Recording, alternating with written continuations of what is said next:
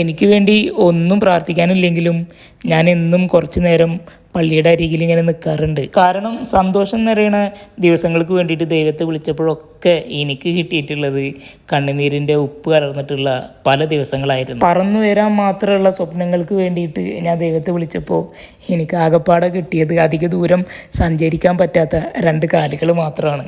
നമ്മുടെ ഇഷ്ടങ്ങളും നമ്മുടെ സ്വപ്നങ്ങളും എല്ലാം നഷ്ടപ്പെടുമ്പോൾ നമ്മൾ ഒരിക്കലും ദൈവത്തിനെയും സ്വന്തം ജീവിതവും വെറുത്തു പോകരുത് കേട്ടോ. ഒരിക്കലും വിധിയുടെ മുന്നിൽ തോൽക്കുകയും ചെയ്യരുത്. അതുപോലെ തന്നെ ഇന്നൊരു സങ്കടം ഉണ്ടായിട്ടുണ്ടെങ്കിൽ ഉറപ്പായിട്ടും നാളെ ഒരു സന്തോഷം ഉണ്ടാവും, ഒരു വലിയ സന്തോഷം തന്നെ ഉണ്ടാവും. ദൈവം നമ്മളെ കൈവിടൂലെന്നേ. അപ്പോൾ നിങ്ങളൊക്കെ ചോദിക്കും അതെന്താ അപ്പോൾ ആദ്യം ഒന്നും പ്രാർത്ഥിക്കാനില്ലെങ്കിലും വെറുതെ ഇങ്ങനെ പള്ളിയുടെ അടുത്ത് ഇങ്ങനെ നിൽക്കുന്നു ഇങ്ങനെ പറഞ്ഞത് എന്തിനാന്ന് ചോദിച്ചു കഴിഞ്ഞിട്ടുണ്ടെങ്കിൽ എല്ലാം അറിയുന്നത് ദൈവമല്ലേ. അപ്പം നമ്മുടെയൊക്കെ മനസ്സും ദൈവത്തിനറിയാവും എന്തിനാ വെറുതെ ഓരോന്നിങ്ങനെ വീണ്ടും വീണ്ടും പറഞ്ഞിങ്ങനെ ശല്യപ്പെടുത്തുന്നത് അല്ലേ. ശരിയല്ല അത്?